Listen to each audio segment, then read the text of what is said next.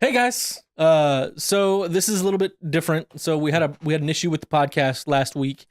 In the middle of our topic on Hellblade Senua's sacrifice, Mhm. the video stopped rendering. Yep. And we didn't notice until it was up on YouTube for like 3 days. Mhm. So we put it to Twitter, asked if we should put up the whole thing, just the back half of the thing, and it was decided we're gonna put up the back half of the show. So here it is. Ba-ba. All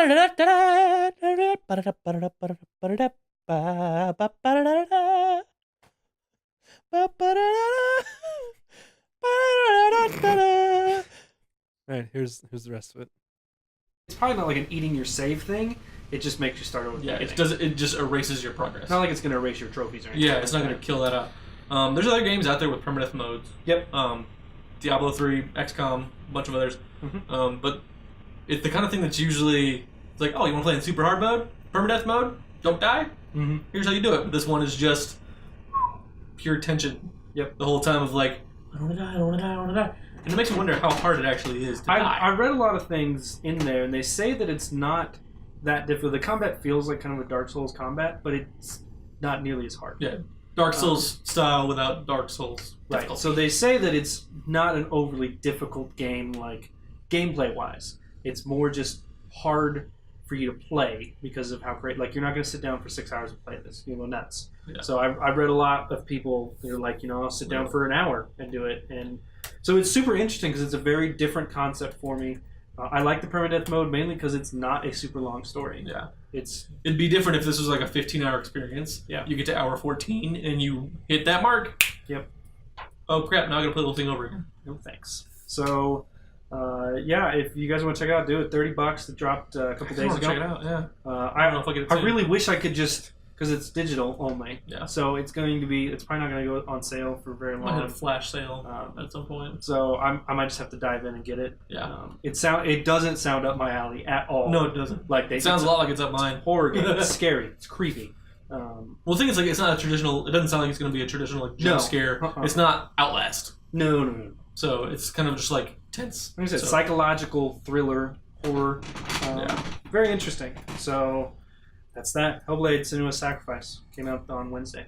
check it out. Tuesday, Wednesday, the 8th. It's Tuesday. It's Tuesday. Games come out on Tuesday. So we are on. Generally. We are on Thursday. So games we haven't talked about for a good long while. There's a good reason. It is No Man's Sky. So this normally when I ever saw No Man's Sky news, at a certain point I started passing over it. Like, yeah. okay, I don't care anymore. Like, Yeah. the game is what the game was, and we're moving on. I know Hello Games isn't talking to social media. I know all this stuff. This article I found over in Eurogamer was so well written and just kind of grabbed me. It made some really good points. It did. So what stuck out to me, the article starts with the fact that we're all responsible for the hype that No Man's Sky got. Everybody.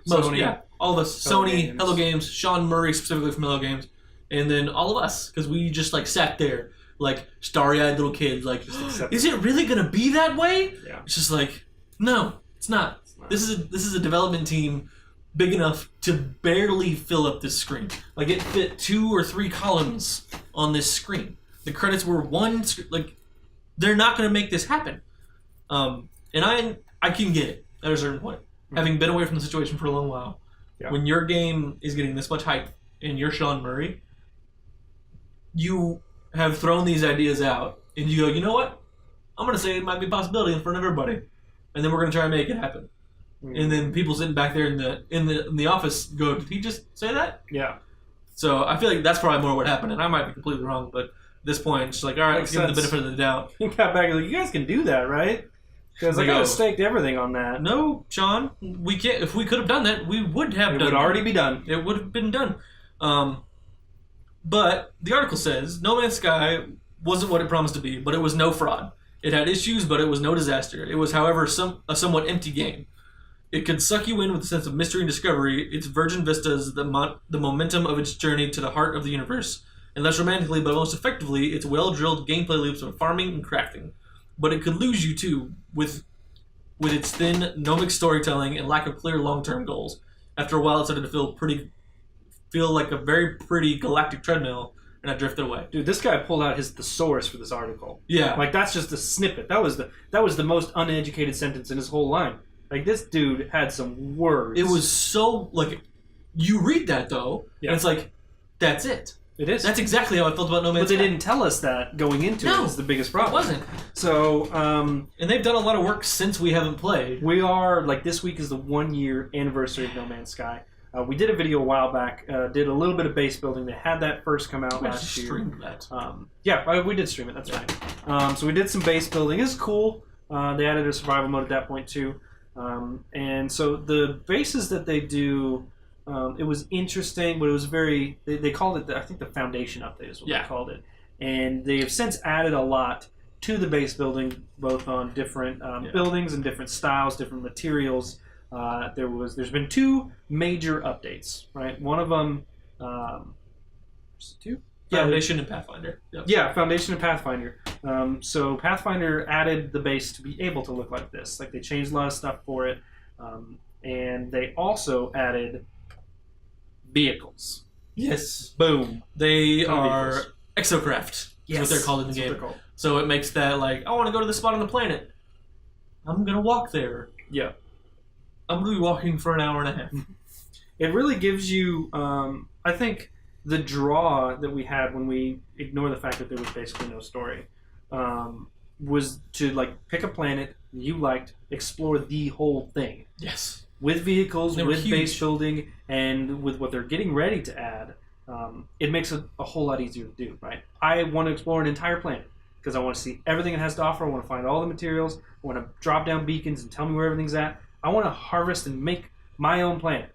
And now you can do that. Yeah. When it first launched, you couldn't. And it gives you a lot of customization. There's no way to like stake your claim really on a planet other than like naming animals and plants. Exactly.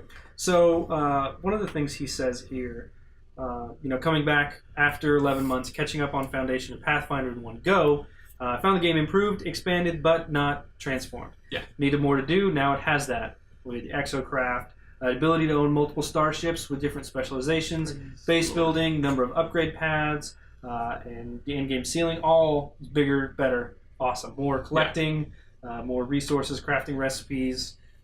And so they're making a ton of changes in the next one.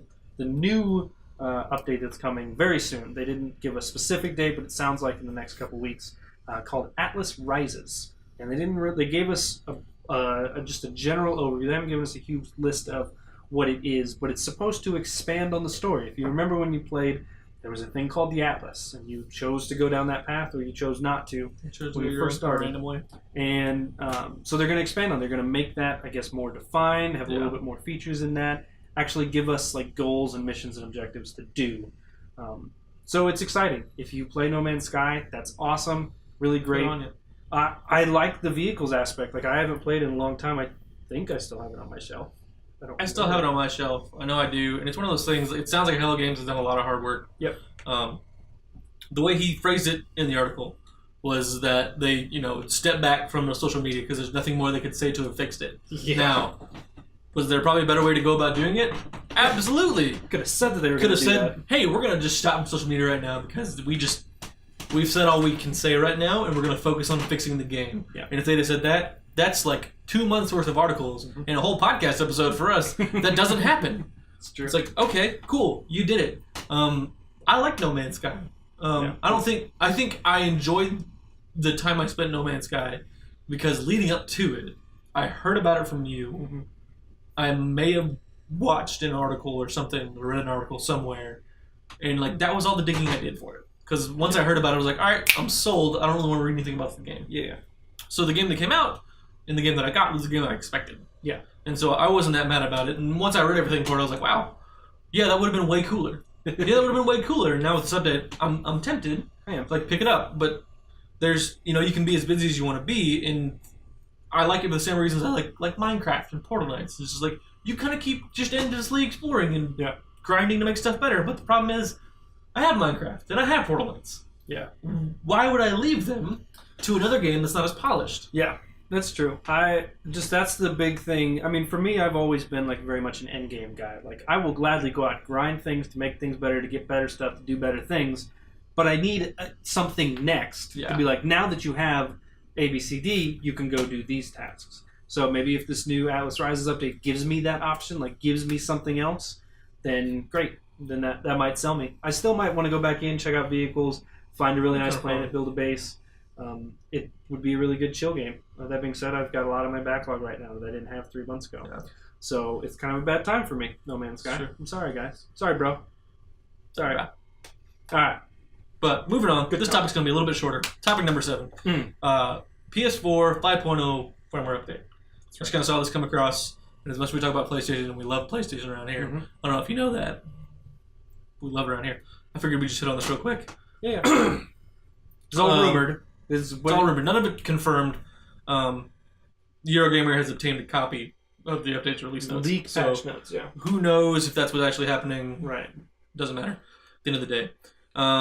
So the upcoming firmware update will allow PS4 Pro owners to stream via Twitch at 1080p 60 frames per second.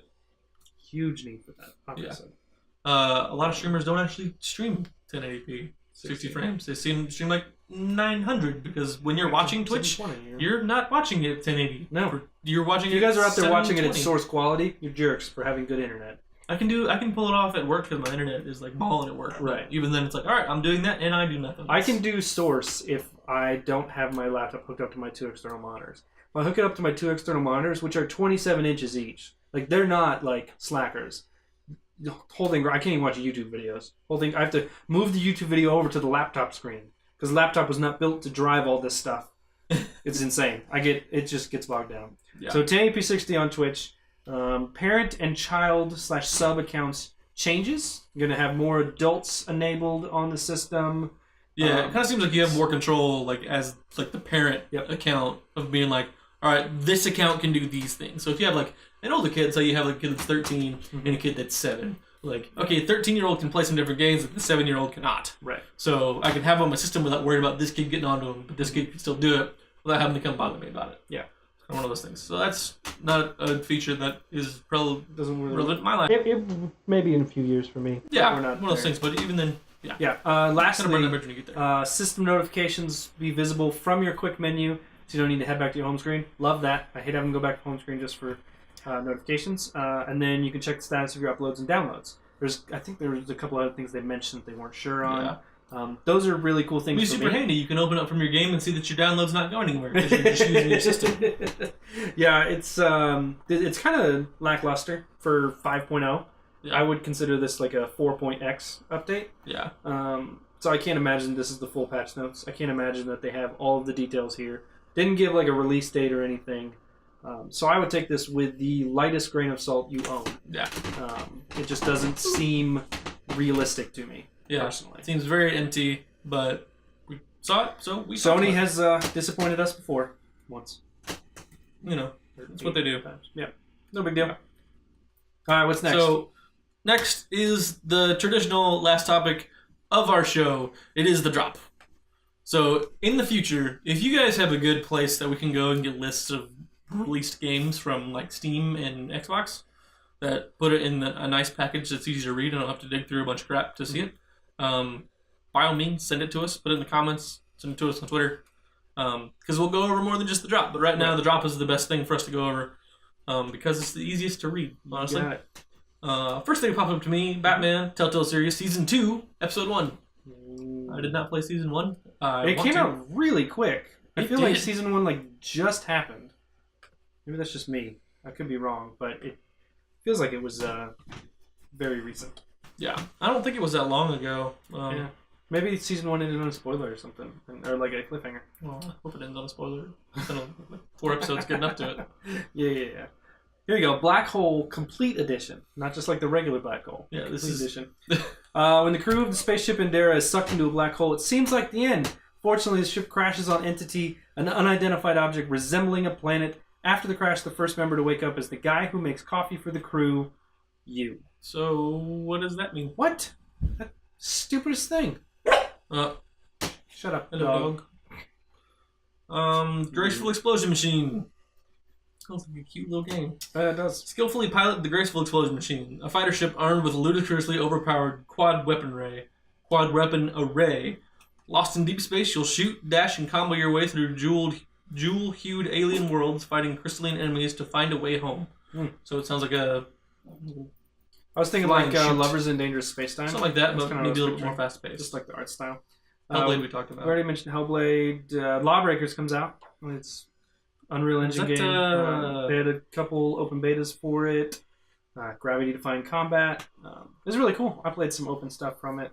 Oh, yeah. Really interesting. I liked it. I would probably get it if somebody gave it to me.